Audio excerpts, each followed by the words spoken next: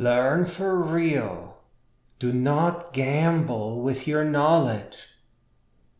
There is a simple formula to undo all the ineffective education trouble. It has 3 key points. You, the body of your knowledge, and the future you. Above all else, you deserve to have the finest books narrated to you because you need to know what life is really about.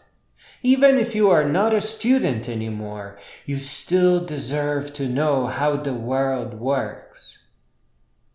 Real knowledge is your right. It is your inheritance and your treasure.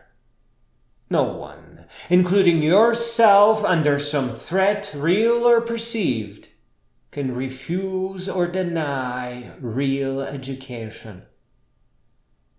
Knowledge is in books, and books are meant to be heard, not read. You only read them when you want to look something up. It is just like with sheet music. You can't understand the song if you have to process the notes in front of you. Books are meant to be heard. This is important. You, the future you, and your knowledge combine to create a formula for real life. Could the elderly you approve of your fake education? Does your elder self regret not listening to powerful books? Or do they enjoy the fact that they have missed out on thousands of years of wisdom? That they are, in effect, uneducated? Do you want to gamble with your perception of the world, with your wisdom, your culture, your behavior, and even your meaning? Your library has a lot of the important non-fiction books that you need. They are all free, and they are the books marked by being held in high esteem by all the world's celebrated intellectuals. The balanced and well-read librarians know exactly what those books are.